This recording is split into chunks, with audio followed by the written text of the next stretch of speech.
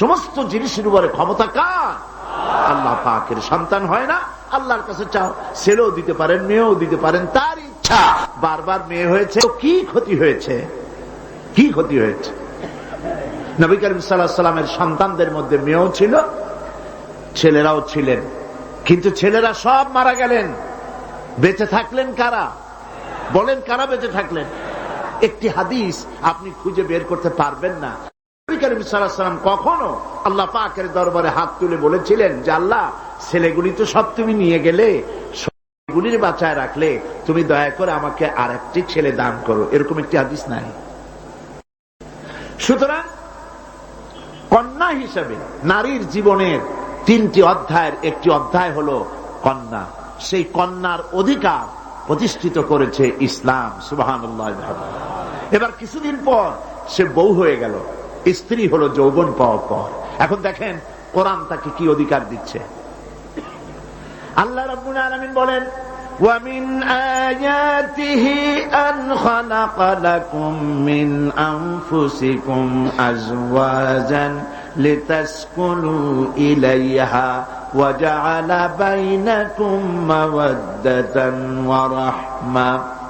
আল্লাহ পাকের অসংখ্য নিদর্শনের ভিতরে এটি একটি নিদর্শন যে তোমাদের থেকে আল্লাহ পাক তোমাদের জোড়া সৃষ্টি করেছেন এবং তোমাদের ভালোবাসা আর সহৃদয়তার সৃষ্টি করেছেন।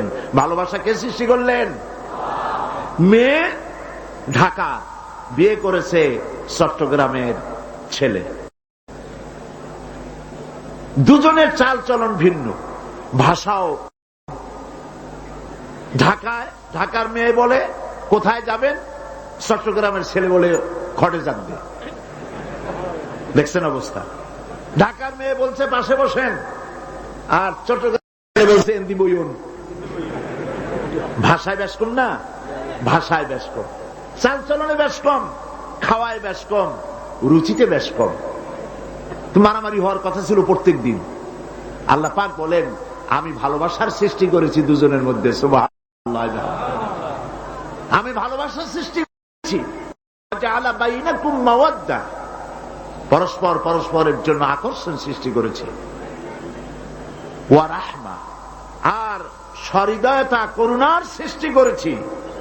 যখন বার্ধক্যে পৌঁছে যায় স্বামী আর স্ত্রী, তখন উভয়ের মধ্যে করুণার সৃষ্টি করে দেই। সুবহানাল্লাহ বলবেন না? তো তোমার থেকে তোমার জোড়া সৃষ্টি করা হয়েছে, এখন এই স্ত্রীর প্রতি সদ্ব্যবহার করো। وَلَهُنَّ مِثْلُ الَّذِي عَلَيْهِنَّ بِالْمَعْرُوفِ। আল্লাহ পাক বলেন, সদ্ব্যবহার পাওয়ার ওই পরিমাণ অধিকার নারীদের উপরে তোমার আছে যতখানি অধিকার নারীদের উপর পুরুষের আছে। সদ্ব্যবহার শুধু তার কাছেই আশা করো না, সেও তোমার কাছে যে সদ্ব্যবহার আশা করে সেটাও তুমি তাকে দিতে শেখো। হুন্না লিবাসুন লাকুম ওয়া আনতুম লিবাসুন লাহুন্না। ইসলাম কোথায় নিয়ে গেছে? সম্পর্ক কত বাড়িয়ে দিল। হুন্না লিবাসুন লাকুম ওয়া আনতুম লিবাসুন লাহুন্না। তোমরা, স্ত্রী তোমার ভূষণ স্বরূপ আর তুমি তোমার স্ত্রীর ভূষণ স্বরূপ। ভূষণ মানে কি? পোশাক। পোশাকের কথা কেন বলা হলো? এই জন্য বলা হয়েছে, পোশাক মানুষের কয়েকটা উপকার করে। শুধু শীত আর গরম নিবারণ করে না, পোশাক মানুষের আয়েব ঢেকে রাখে। পোশাক মানুষের সম্মান, তার লজ্জা ঢেকে রাখে। এই একের সাথে অপরের পোশাকের দৃষ্টান্ত আল্লাহ পাক দিলেন। এর অর্থ হচ্ছে পরস্পর পরস্পরের আয়েবকে ঢেকে রাখবে। একজন আরেকজনের আয়েবকে মানুষের সামনে পেশ করবে না, একজন আরেকজনকে শরম দিবে না, পরস্পরের সাথে মিলেমিশে থাকবে। একথা আল্লাহ পাক বললেন। ওয়াশিরুহুন্না বিল মারুফ। আর তোমরা স্ত্রীদের সাথে সদ্ব্যবহার করো। কে বলছেন? আল্লাহ পাক বলছেন। স্ত্রীদের ভিতরে সদ্ব্যবহার স্ত্রীদের সাথে কিভাবে করতে হবে, সব ব্যাপারে রাসূলুল্লাহ হচ্ছেন আদর্শ। লাকাদ কানা লাকুম ফি রাসূলিল্লাহি উসওয়াতুন হাসানা। সমস্ত ব্যাপারে তোমাদের জন্য মহত্তম আদর্শ হলেন নবী করিম সাল্লাল্লাহু আলাইহি ওয়াসাল্লাম। হুজুর সাল্লাল্লাহু আলাইহি ওয়াসাল্লাম বলেছেন, তোমাদের মধ্যে উত্তম সেই যে ব্যক্তি তোমাদের স্ত্রীর কাছে উত্তম। আমি আমার স্ত্রীদের কাছে উত্তম ব্যক্তি। সুবহানাল্লাহ বলবেন না?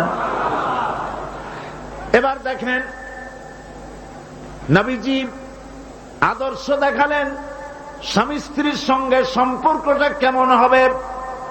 হযরতে খাদিজা রাদিয়াল্লাহু তাআলা আনহা আর নবীজির ভিতরে কেমন মহব্বত ছিল, কেমন আকর্ষণ ছিল। তিনি যখন হযরত খাদিজাকে বললেন, খাদিজা, আল্লাহ আমাকে নবী বানিয়েছেন, আমার উপর ঈমান আনো, এক আল্লাহর উপরে ঈমান আনো। হযরতে খাদিজা এক মুহূর্ত, একটি চোখের পলকও তিনি দেরি করেন নাই। যখনই নবীজি তাকে ঈমান আনতে বলেছেন, হযরত খাদিজা পড়েছেন লা ইলাহা ইল্লাল্লাহু মুহাম্মাদুর রাসূলুল্লাহ। নবী করিম সাল্লাল্লাহু আলাইহি ওয়াসাল্লাম বলেছেন, আকাশের নিচে জমিনের উপরে খাদিজার মতো উত্তম মহিলা পৃথিবীতে আর নাই। কি সম্মান আল্লাহ পাক তাকে দিয়েছেন। আল্লাহ পাক নিজে হযরতে খাদিজাকে সালাম জানিয়েছেন। সুবহানাল্লাহ বলবেন? হেরা পাহাড়ে হযরতে জিবরাইল আলাইহিস সালাম নবীজির সঙ্গে কথা বলছেন, ওহী নিয়ে এসেছেন।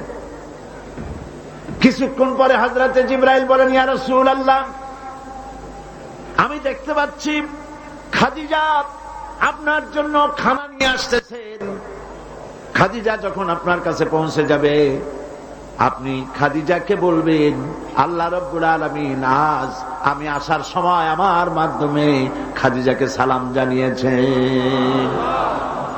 হযরতে খাদিজা যখন নবীজির কাছে পৌঁছে গেছেন, আল্লাহ নবী বলেন, খাদিজা, তোমার জন্য আজকে একটি সুসংবাদ আছে। তিনি বললেন, আমার জন্য কি খবর, কি সুসংবাদ? হযরতে রাসূল বলছেন, খাদিজা শোনো, এই মাত্র জিবরাইল আমার কাছে চলে গেলেন, আর জিবরাইল বলে গেলেন, আল্লাহ রাব্বুল আলামিন তোমাকে সালাম জানিয়েছেন। হযরত খাদিজা ডুকরে কেঁদে উঠলেন। তিনি বললেন, ইয়া রাসূলুল্লাহ, আমার মানব জন্ম সার্থক হয়ে গেছে। আল্লাহ আমারে সালাম জানাইছেন, এর চাইতে সৌভাগ্য আমার জীবনে আর কিছুই নাই। তবে নবীজি, আল্লাহর সালামের জবাব কেমনে দিতে হয় আমি জানি না। আপনি দয়া করে আমার পক্ষ থেকে আল্লাহর সালাম যেমনে দিলে আল্লাহ খুশি হয় তেমনি আপনি দিয়া দিবেন। কি মহব্বত স্বামী আর স্ত্রীর ভিতরে ছিল হযরতে খাদিজা, হযরতে রাসূল করিম সাল্লাল্লাহু আলাইহি ওয়াসাল্লাম। নবী করিম সাল্লাল্লাহু আলাইহি ওয়াসাল্লামের ঘরে হযরত খাদিজা যতদিন ছিলেন আরেকটি বিবাহ তিনি করেননি। হযরত আয়েশা বলছেন, নবীজি আমার কাছে ঘুমানো ছিলেন, গভীর রাত্রে আমার ঘুম ভেঙে গেল। আমি চিন্তা করলাম নবীজি কোথায় গেলেন। মনে করলাম অন্য কোন স্ত্রীর ঘরে গেছে নাকি। আমি খুঁজতে লাগলাম, কোন ঘরে পাওয়া গেল না। খুঁজতে খুঁজতে অবশেষে আমি নবীজিকে পেলাম রিয়াদুল জান্নাতের ভেতরে, মসজিদে নববীর জান্নাতের টুকরার ভেতরে বসে নবীজি মোনাজাত করতেছেন। আমিও পিছনে আল্লাহর দরবারে হাত তুললাম। নবীজি বলতেছিলেন, রব্বুল আলামিন কঠিন ওই হাসরের ময়দানে মা তার সন্তান ভুলে যাবে, তার সন্তান ভুলে যাবে, স্বামী তার স্ত্রীকে হারায় ফেলবে, স্ত্রী তার স্বামীকে চিনবে না। ওই কঠিন হাসরের ময়দানে তাআলা আমি যেন আমার খাদিজারে হারাইয়া না যাই।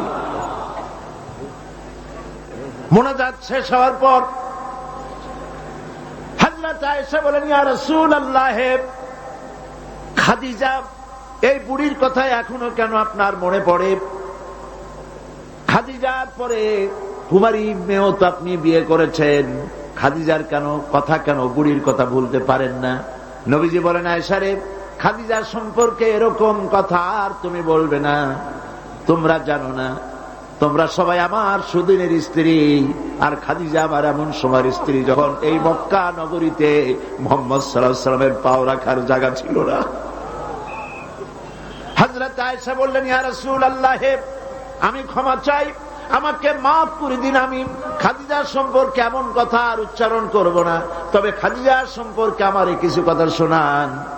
হযরতে নবীজি বলেন, আয়েশা রে শোনো, আমার সঙ্গে বিবাহের পর খাদিজার ধন সম্পত্তি যা ছিল আল্লাহর রাস্তায় সব উজাড় করে দিয়েছে। কতদিন না কেউ থেকেছে, একদিনের জন্য বলে নাই আপনার সাথে বিয়ে হয়েছে বলে আজ আমি না খাইয়া আসি। সারাদিন সারা রাত দাওয়াতের কাজ করে আমি যখনই দরজার কাছে ফিরেছি, যত রাত হোক না কেন, একবার বলেছি খাদিজা, অমনি দরজা খুলে গেছে। আমি প্রশ্ন করেছি, খাদিজা যত রাত্রে আসলাম একদিনও দুইটা দাগ দেওয়া লাগলো না, তুমি কি ঘুমাও না?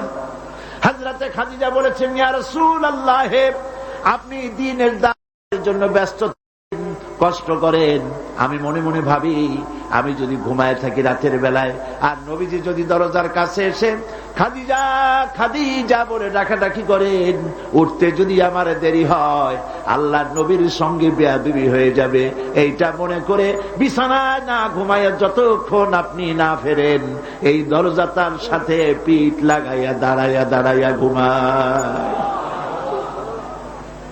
হযরত আয়েশা বলেছেন, আমাদের ঘরে রান্না বান্না তেমন হতো না, আমাদের ঘরে তেমন গোশত খাওয়ার সুযোগ আমাদের কিসমতে তেমন হতো না। যদি কোনদিন আমাদের ঘরে দুম্বা বা ছাগল জবাই হতো, গোশতগুলি নবীজি কেটে ভাগ করে সমস্ত স্ত্রীদের ঘরে দিয়ে দিতেন। এরপরে কয়েকটা গোশতের টুকরা একটা টোপলায় নিয়ে হযরত খাদিজা মদিনার অলিতে গলিতে ঘুরে বেড়াতেন। খাদিজার কোন বান্ধবী পাওয়া যায় কিনা? সুবহানাল্লাহ।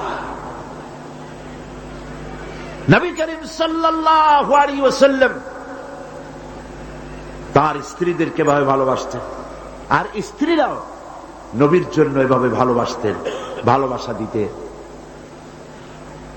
স্ত্রীর অধিকার ইসলাম দিয়েছে, আর কেউ দিতে পারে না।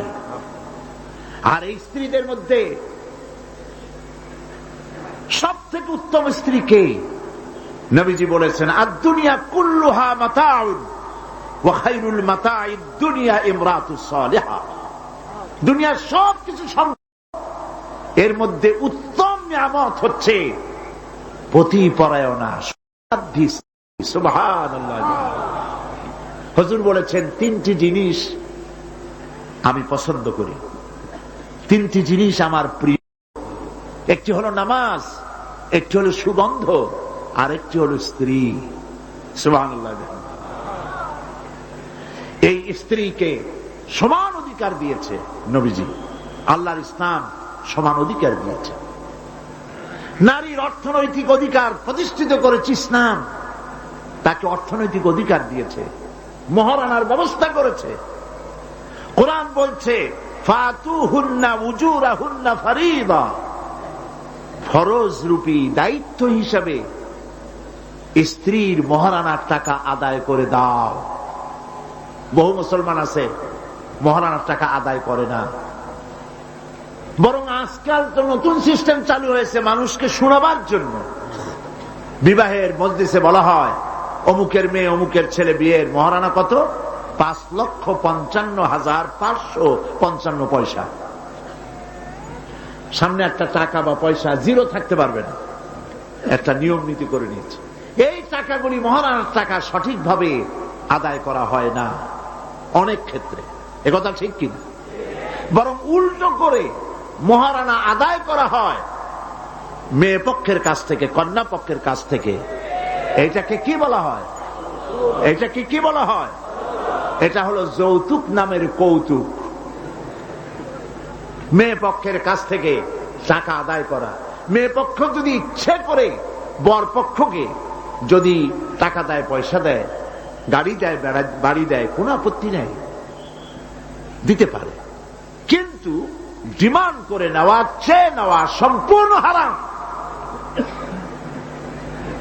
কন্যার পিতার মাতা 12 বছর, 18 বছর, 20 বছর, 25 বছর লালন পালন করে কলিজার টুকরা সন্তানটাই তো দিয়ে দিল।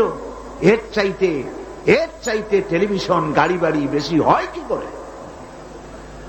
এই যৌতুক বাংলাদেশের সর্বত্র আছে, অবশ্য চট্টগ্রামে নাই।